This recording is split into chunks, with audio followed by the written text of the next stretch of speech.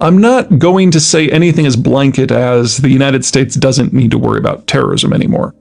But the mechanics of the future are going to add an extremely thick layer of insulation to America's already impressive distance from the world at large. Take a look at the map. It's the same global stability map I've shown you before, but this time with an overlay for Muslim population concentrations. There are a few takeaways from this map. Not very many places in the Islamic world will have decentralized governments. Many of the locations that the West fears will become breeding grounds for terrorism,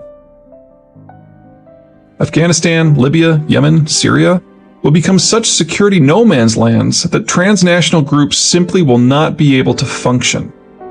There will certainly be a few decentralized areas in sub-Saharan Africa, but not only are those Muslim populations in the continental interior, they are also thoroughly engrossed in local issues rather than hell-bent on launching operations in distant continents.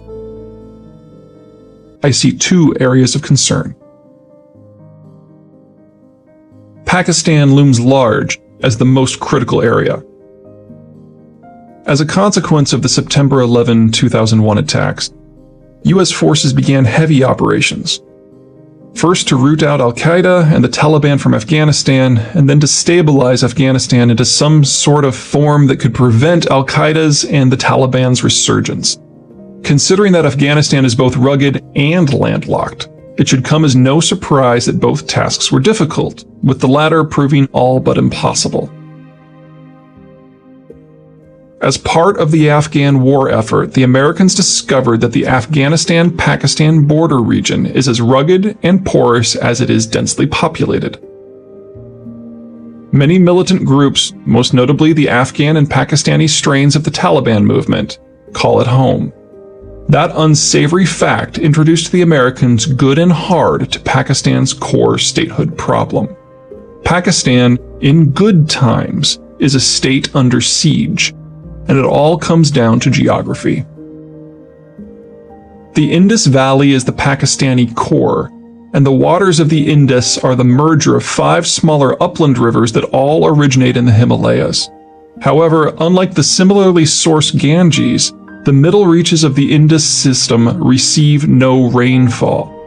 All of the rivers flood during the monsoons and must have their flows carefully managed to ensure regular water for the region's omnipresent irrigation works. If not for this management, the entire area, like the Nile Valley, would be desert.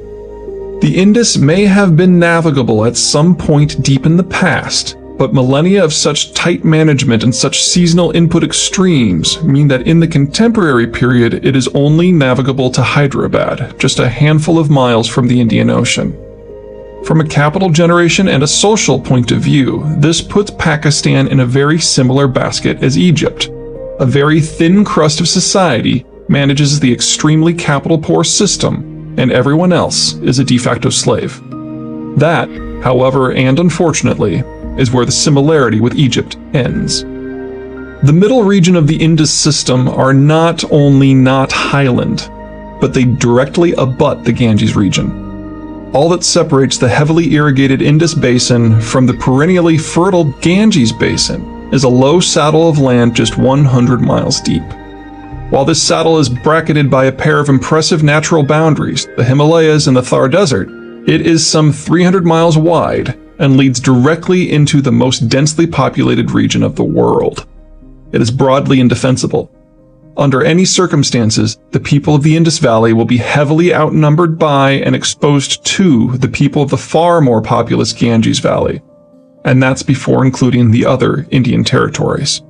And that's before considering Pakistan's other borders. The entire western fringe of the Indus Basin is mountainous, but most of it actually gets more natural rainfall than the core Pakistani lands, which have to be irrigated with waters from the Indus and its tributaries. This allows permanent populations, if far smaller than the dense footprint of the Indus itself, to exist. The Sindhi and Punjabi peoples of the Indus lowlands are somewhat traditional riverine people who have struck a political deal to run the Pakistani state. The non-riverine peoples of the highlands, a mix of Pashtuns, Kashmiris, Baluchis, and many more, in contrast, live more traditionally and resent any effort by the lowlanders to assert control over them, often rebelling. The lowlanders would prefer to leave the highlanders be, but the highlanders sit upon a series of major passes, of which Khyber is the most infamous, that allow access from Central Asia and Persia into the Indus core. The Mongols used such routes. In more recent times, the Soviets threatened Pakistan via the same passes. As much as the Sindhi Punjabi core might not want to have to deal with the highlands, they dare not go without a military presence there. Put all these geographic features together and you get a very ugly country. To the east is a hostile India that would be more powerful than Pakistan under almost any scenario. To the northwest are a people who will always resist central power, but who must be subjugated in order to gain basic security for the core. Throughout the core Indus territories, there is a catastrophically high need for tight management and expensive irrigation to prevent desertification and starvation. Consequently, Pakistan is one of the poorest, most militarized, most corrupt, and least secure states ever created.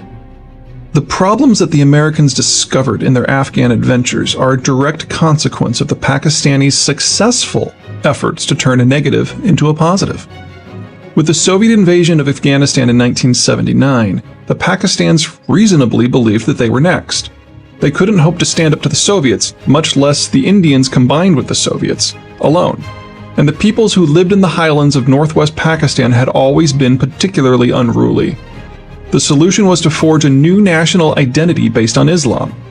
Aggressive campaigning by the government sought to convince the mountain peoples of the border region that it was the Pakistanis' common religion that served as the glue to hold the Pakistani state together. The Soviets and Indians were portrayed as apostate foes.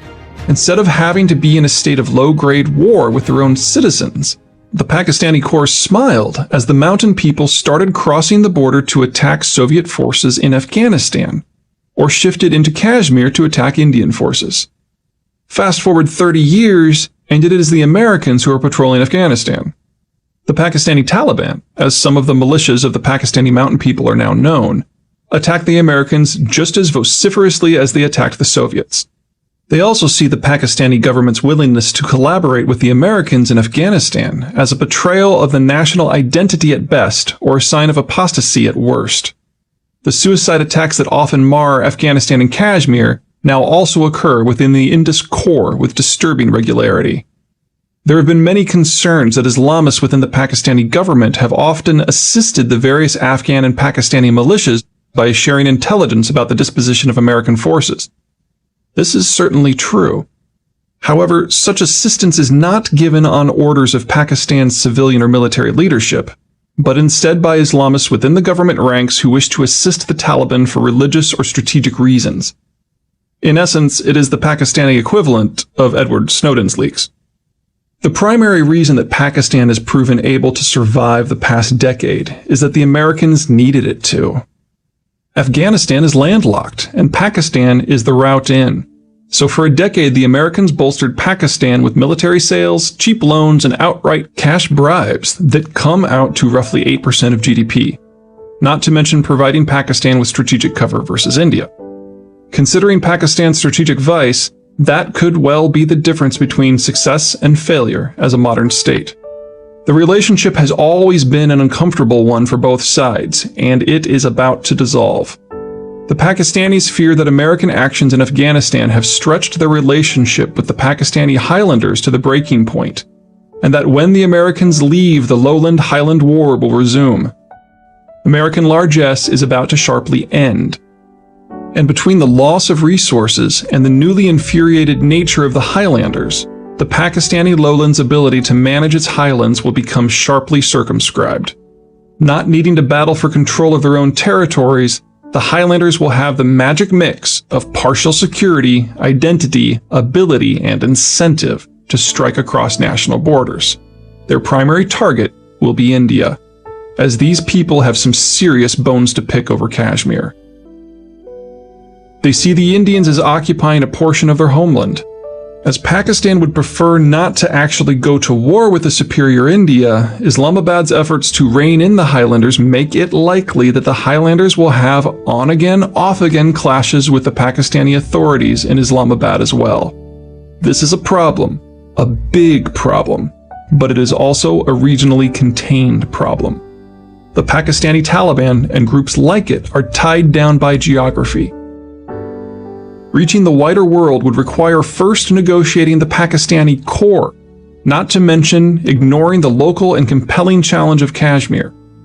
These groups certainly have the ability to strike across international borders, but there is really only one border they will care about. That's awful for India, but great for the Americans and the wider world.